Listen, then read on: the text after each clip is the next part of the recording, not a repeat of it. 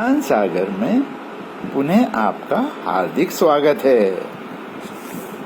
आज हम चाणक्य नीति शास्त्र के 12वें अध्याय के विषय में चर्चा करेंगे। नंबर 1, ऐसे पुरुष का गृहस्थ आश्रम सचमुच ही प्रशंसनीय है जिसके घर में निरंतर उत्सव, यज्ञ, पाठ और कीर्तन आदि होता रहता है। B, जिसकी संतान सुशिक्षित होती है। C, जिसकी स्त्री मधुभाषिणी होती है। D, जिसके घर में आवश्यकताओं की पूर्ति के लिए पर्याप्त धन होता है। E, पति पत्नी आपस में प्रेम भाव रखते हैं। F, जिसके सेवक स्वामी भक्त और आज्ञाकारी होते हैं। G, जहाँ अतिथि का सत्कार होता है। H, जहाँ शिव का पूजन होता रहता है। I, घर में भोज आदि से मित्रों का स्वागत होता रहता है। तथा J, महात्मा पुरुषों का आना जाना लगा रहता है। नंबर 2, दुखियों और विद्वानों को जो मनुष्य थोड़ा सा भी दान देता है उससे उसे बहुत बड़ा पुण्य मिलता है। इसी पुण्य के कारण उसे दिए गए दान का हजारों लाखों गुना अधिक मिलता है। नंबर 3, आचार्य चाणक्य यहाँ महापुरुषों के विषय में चर्चा करते हुए कहते हैं कि जो अपने लोगों से प्रेम करते हैं। B, परायों पर दया करते हैं। C, दुष्टों के साथ सख्ती करते हैं। D, सज्जनों के साथ सरलता का व्यवहार करते हैं। E, मूर्खों से परहेज करते हैं। F, विद्वानों का आदर करते हैं।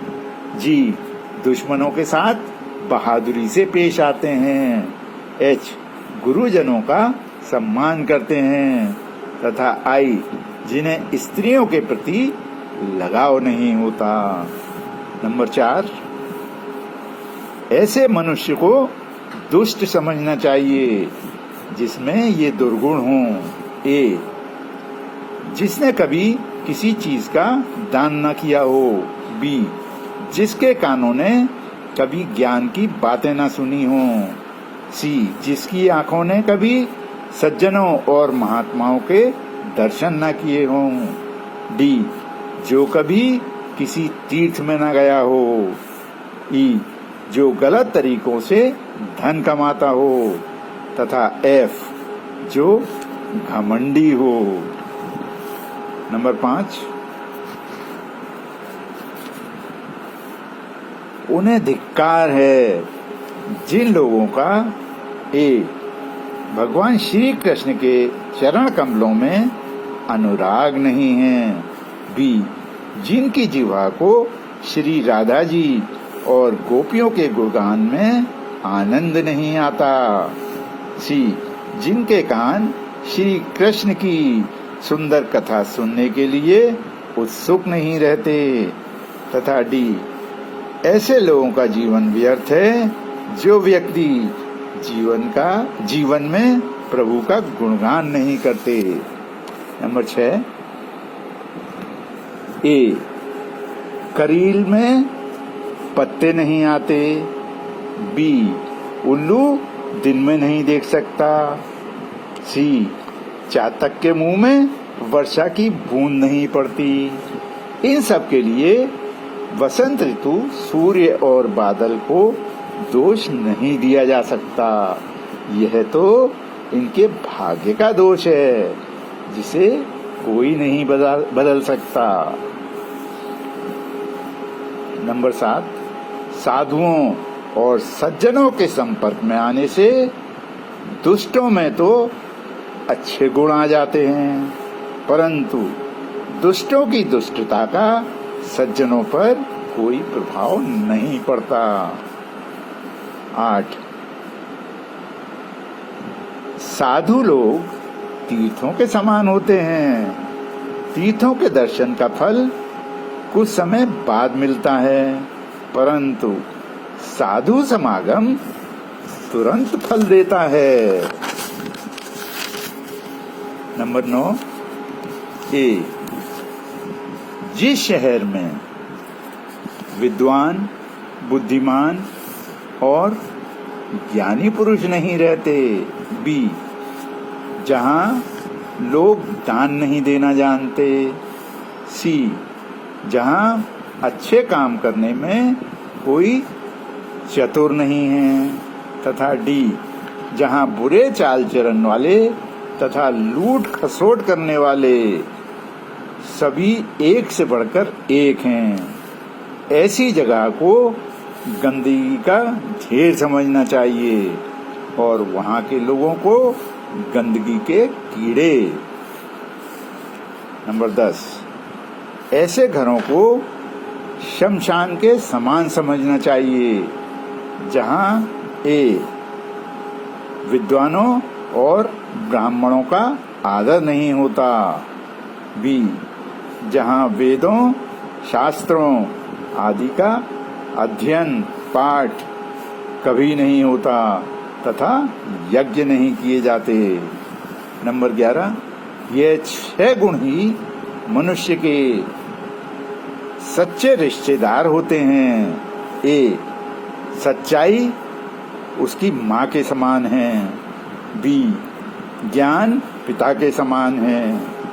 सी, धर्म भाई के समान है। डी, दया करना मित्र के समान है। ई, शांति पत्नी के समान है। तथा एफ, क्षमा भाव पुत्र के समान है। नंबर 12,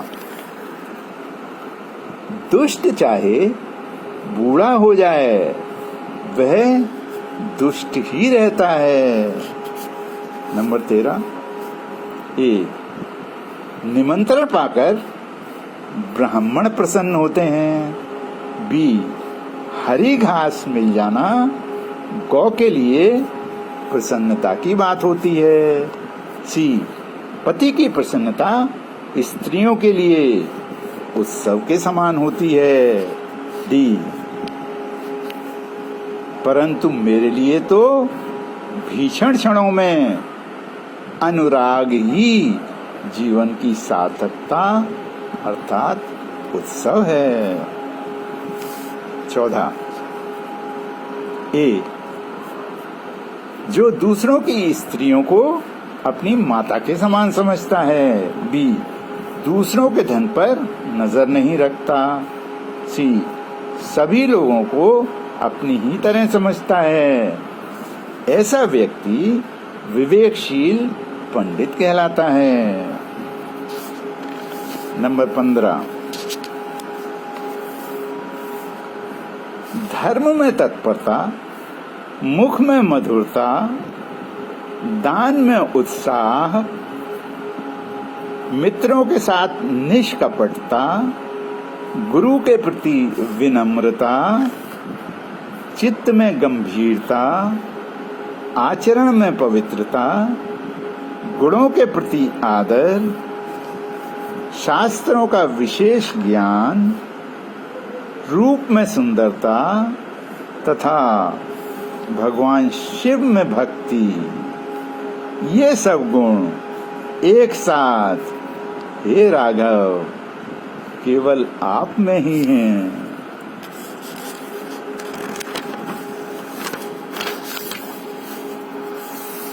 सोलह, आगे आचार्य कहते हैं, हे राम, आपकी तुलना किसी से नहीं कर पा रहा हूँ, क्योंकि कल्पवृक्ष लकड़ी है, सुमेरु पहाड़ है, पारस केवल एक पत्थर है, सूर्य की किरणें तीव्र हैं, चंद्रमा घटता रहता है, समुद्र का पानी खारा है, कामदेव का शरीर नहीं है, बलि एक दैत्य है, कामधेनु एक पशु है।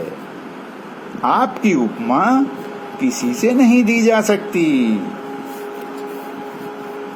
नंबर 17 ए,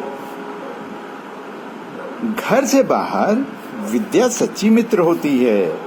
बी, घर में पत्नी सच्ची मित्र होती है। सी, रोगी व्यक्ति के लिए औषधि मित्र होती है। तथा डी, मृत्यु के पश्चात धर्म ही व्यक्ति का मित्र होता है। 18 ए, राजपुत्रों से विनम्रता सीखनी चाहिए। बी, पंडितों से सुंदर भाषण सीखना चाहिए। सी, जुआरियों से झूठ सीखा जा सकता है। तथा डी, स्त्रियों से छल कपट सीखा जा सकता है। नंबर 19 ऐसा व्यक्ति शीघ्र ही बर्बाद हो जाता है जो ए, धन को बिना सोचे समझे खर्च करता है। बी, जो अनाथ हो। सी, जो झगड़ालू स्वभाव का हो। तथा डी, जो स्त्रियों के पीछे भागता रहता हो। नंबर 20 एक एक बूंद डालते रहने से घड़ा भर जाता है। इसी प्रकार विद्या, धर्म और धन का संचय करना चाहिए। अब मैं अपनी वाणी को विराम देता हूँ। ईश्वर सबका कल्याण करे। धन्यवाद।